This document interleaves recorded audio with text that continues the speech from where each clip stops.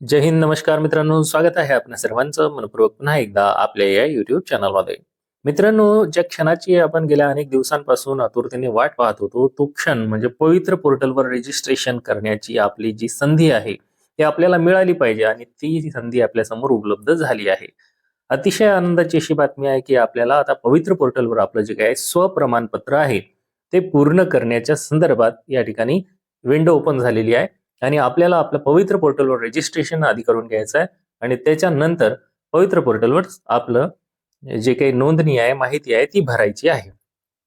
तर हे जे रजिस्ट्रेशन करायचं आहे ते करत असताना आपल्या समोर काही महत्त्वाच्या सूचना आहेत मित्रांनो. या सर्व सूचना जर तुम्ही दुर्लक्ष केल्या आणि पवित्र पोर्टलवर रजिस्ट्रेशन करण्याची घाई केली तर मात्र ही संधी अनेक प्रयत्नानंतर जी आपल्याला ही संधी उपलब्ध झालेली आहे मित्रांनो, ही संधी आपल्या हातून जाण्याची वेळ येऊ शकते.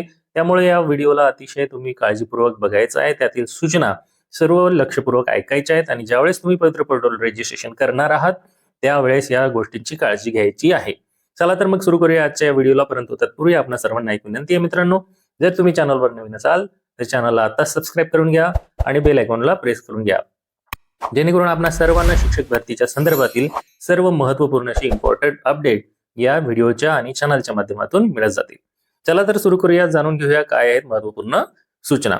बघा मित्रांनो, या ठिकाणी सर्वात पहिली जी सूचना आपल्या समोर दिसत आहे ती आहे की शिक्षक अभियोग्यता आणि जी काही बुद्धिमत्ता चाचणी आहे 2025, तर ही जी शिक्षक अभियोग्यता आणि बुद्धिमत्ता चाचणी जी कधी आयोजित केली होती बघा, 27 मे 2025 ते 30 मे 2025 आणि दुसरा टप्पा त्यातला 2 जून ते 5 जून 2025 या कालावधीमध्ये घेण्यात आली होती.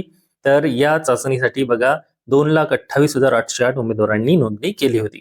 एवढ्या उमेदवारांनी या परीक्षेसाठी नोंदणी केली होती.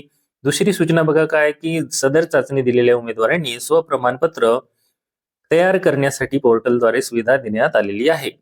मग आता ज्यांनी ही टीएटीची परीक्षा टीआयटीची परीक्षा दिलेली आहे त्यांनाच आता या पवित्र पोर्टलवर रजिस्ट्रेशन करायला संधी मिळालेली आहे. बरं मग मित्रांनो, तुम्ही म्हणाल की सर आम्हाला टीईटीची परीक्षा दिलेली नाहीये, पण आम्ही या टेटची परीक्षा दिलेली आहे आणि आम्हाला याच्या माध्यमातून 9वी आणि 10वी किंवा 10वी, 11वी आणि 12वी यांच्यासाठी आमची जी क्वालिफिकेशन आहे तर त्या क्वालिफिकेशन नुसार आम्ही याच्यासाठी रजिस्ट्रेशन करू शकतो का? तर काही हरकत नाही मित्रांनो. तुमची टीईटी किंवा सीटीटी जरी तुम्ही पास नसाल तरी देखील तुम्ही तुमच्या हायर जे काही 8वीच्या वरच्या वर्गांकरिता तुम्हाला अप्लाय करायचं असेल तर तरी देखील तुम्ही पवित्र पोर्टलवर आपली नोंदणी करू शकता. पण एकच अट आहे मित्रांनो की तुम्हाला ही जी टेट परीक्षा आहे, जिला शिक्षक अभियोग्यता आणि बुद्धिमत्ता चाचणी 2025 असं म्हणलेलं आहे, जी मे महिन्यामध्ये आणि जून महिन्यामध्ये 2 टप्प्यात आयोजित केली होती, ती तुम्हाला दिलेली असणं आवश्यक आहे. चला, तिसरी सूचना काय की उमेदवारांना स्वप्रमाणपत्र पूर्ण करत असताना आवश्यक असलेले तपशीलवार मार्गदर्शक सूचना पवित्र पोर्टलवर उपलब्ध करून देण्यात आलेल्या आहेत. या सूचना देखील आपण आपल्या चॅनलच्या माध्यमातून तुमच्या समोर मांडणार आहोत. मित्रांनो बघा, ज्या विद्यार्थ्यांनी शिक्षक अभियोग्यता आणि बुद्धिमत्ता चाचणी 2025 ही परीक्षा दिलेली आहे, पण परीक्षा देत असताना शासनाचे जे काही नियम होते त्यामध्ये त्यांनी स्पष्ट सांगितलेलं आहे की एकापेक्षा जास्त वेळा जर तुम्ही ही परीक्षा दिली असेल, काही काही विद्यार्थ्यांनी मित्रांनो 2-2, 3-3, 4-4 वेळा ही परीक्षा दिलेली आहे, तर अशा उमेदवारांची जी उमेदवारी आहे ती रद्द करण्यात आलेली आहे. त्यांची लिस्ट देखील आपल्याला या ठिकाणी पोर्टलवर उपलब्ध झाल्याची दिसून येत आहे. त्यामुळे या उमेदवारांनी आता या भरती प्रक्रियेमध्ये पुढे सहभागी व्हायचं नाही अशी सूचना त्यांना दिलेली आहे. आणि जर कोणी या रजिस्ट्रेशन प्रक्रियेमध्ये सहभागी झालं, म्हणजे त्यांनी नोंदणी केली, तर त्यांची उमेदवारी पुढील टप्प्यावर रद्द करण्यात येईल याची त्यांना सूचना देण्यात आली. बरं, पुढची सूचना बघूया. सूचना क्रमांक 5 बघा मित्रांनो, या ठिकाणी काय आहे की उमेदवारांना स्वप्रमाणपत्र पूर्ण करण्यासाठी दिनांक 15/12/25 ते 29/12/2025 पर्यंत मुदत देण्यात आलेली आहे. तर ही आहे आपली मुदत, म्हणजे फर्स्ट डेट ही 15 डिसेंबर आहे आणि शेवटची तारीख याच डिसेंबर महिन्याची 29 तारीख आहे.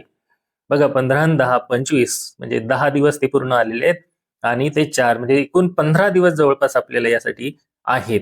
पण मित्रांनो, या ठिकाणी तुम्हाला मला सांगायचं आहे की तुम्ही सीटीईटी मध्ये जे काही तफावत तुमच्या मार्कांमध्ये आलेली असेल तर काळजी करण्याची गरज नाहीये.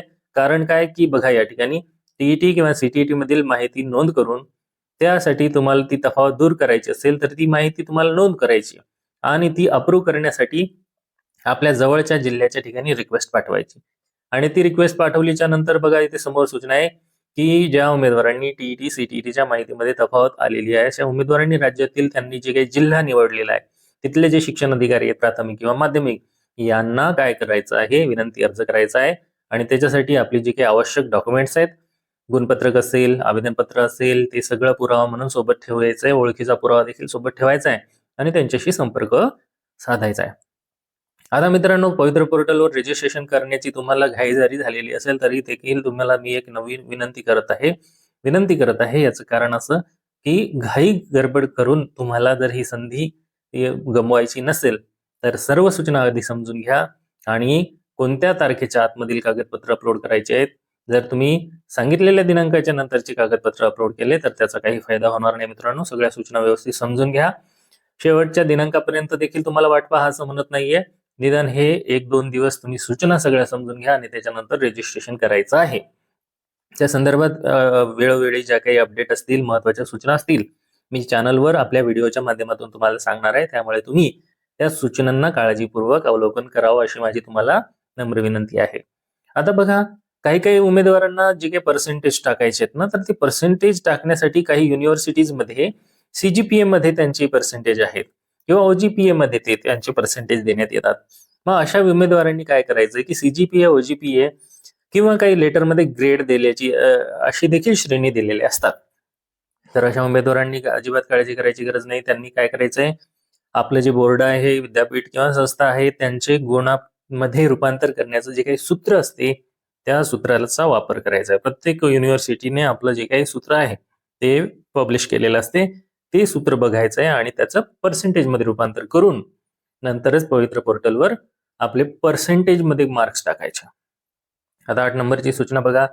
काही जणांकडे 10वी-12वीची अर्हता नसल्यामुळे त्यांनी काय करायचंय, तर त्यांनी काय करायचंय, 10वी साठी विद्यापीठाची पूर्वतयारी अभ्यासक्रम, 12वी साठी पॉलिटेक्निक डिप्लोमा असलेली अर्हता इत्यादी सारखी माहिती नोंद करायची आणि त्यासाठी समकक्षतेबाबतचे पुरावे जोडायचे आहेत. आता ही महत्वाची सूचना आहे बघा पुढे, की शैक्षणिक अर्हतेमध्ये आपले जे काही पदवीचे विषय आहेत ना मित्रांनो, तर तुमची जी काही डिग्री आहे ना, त्या डिग्री मधला तुमचा मेन सब्जेक्टच त्या ठिकाणी तुम्हाला मेन्शन करायचा आहे. काही उमेदवारांना डिग्रीमध्ये मेन सब्जेक्ट असतो आणि इतर काय असतात, गौण सब्जेक्ट म्हणजे सबसिडियरी सब्जेक्ट असतात. तर असे सबसिडियरी सब्जेक्ट त्या ठिकाणी मेन्शन करायचे नाहीत. याची कोणत्याही उमेदवारांनी स्वतः जबाबदारी घ्यायची आहे. म्हणजे काय की जर तुम्ही स्वप्रमाणपत्रामध्ये गौण विषयांचा समावेश केला तर उमेदवार कोणत्याही स्तरावर अपात्र ठरेल. बघा, म्हणजे ही जर माहीत नसताना तुम्ही जर आपल्याला वाटलं की डिग्रीमध्ये आपल्याला 5-5 विषय दिसत आहेत, मग 5ही विषयापैकी तुम्ही सगळेच विषयांना मेन्शन करणार आहेत का? कोणाच्या विद्यापीठामध्ये एक मेन सब्जेक्ट असतो, तो मेन सब्जेक्टच मेन्शन करायचा असतो. ते पाहून तुम्हाला या ठिकाणी भरावं लागणार आहे मित्रांनो. त्यानंतरची 10 क्रमांकाची सूचना बघा काय आहे. सूचना क्रमांक 10 मध्ये जे माजी सैनिक आहेत, आता काही मुलांना वाटतं की आमचे वडील माजी सैनिक होते, मग मी पण त्यांचा मुलगा आहे, किंवा मग एखादी स्त्री असेल, तिचे पती निवृत्त सैनिक असतील, आहे की नाही, माजी सैनिक असतील, तर मग त्यांच्या पत्नीला हे माजी सैनिकाचं रिझर्वेशन मिळणार आहे का? तर नाही मित्रांनो.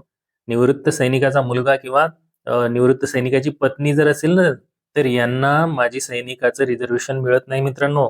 मग ते कोणाला मिळते, तर जे शहीद झालेले सैनिक आहेत, ज्यांनी देशाची सेवा किंवा संरक्षण करत असताना त्यांना वीरमरण आलेलं आहे, अशा शहीद सैनिकाची पत्नी किंवा मुलगा अथवा अविवाहित मुलगी, आहे की नाही, तर यांना त्या आरक्षणामध्ये नोकरीसाठी रिझर्वेशन आहे मित्रांनो. म्हणजे ज्यांचे सैनिकामध्ये कार्यरत असताना निधन झालेले आहेत अशांचे पत्नी किंवा मुलगा किंवा मुलगी, तेही लग्न न झालेली अविवाहित, त्यांनाच ते रिझर्वेशन मिळणार आहे मित्रांनो माजी सैनिकाचं. इतरांना अजिबात अपेक्षा नाही ठेवायची आणि त्याचं रिझर्वेशन मध्ये फॉर्म भरायचा देखील नाहीये. समांतर आरक्षणामध्ये तुम्हाला त्या ठिकाणी डिस्क्वालिफाय व्हावं लागू शकते. त्यानंतरचं जे आहे ना मित्रांनो, BA, BEd, BSc, BEd integrated अभ्यासक्रमाच्या संदर्भात सूचना आहे, यामध्ये तुम्ही बघू शकता. आणि सर्वात महत्वाची आणि शेवटची सूचना काय की जर तुम्हाला स्वप्रमाणपत्र भरत असताना काही अडचण आली तर अजिबात गोंधळून जायचं नाहीये. तुम्हाला या ठिकाणी एक ईमेल ऍड्रेस दिलेला आहे, त्या ईमेलवर तुम्हाला संपर्क साधता येईल आणि त्याच्या रिप्लाय आला की त्या रिप्लायला माहिती घेऊन तुम्हाला आपलं जी काही समस्या आहे ती सोडवायची आणि रजिस्ट्रेशन करायचं आहे.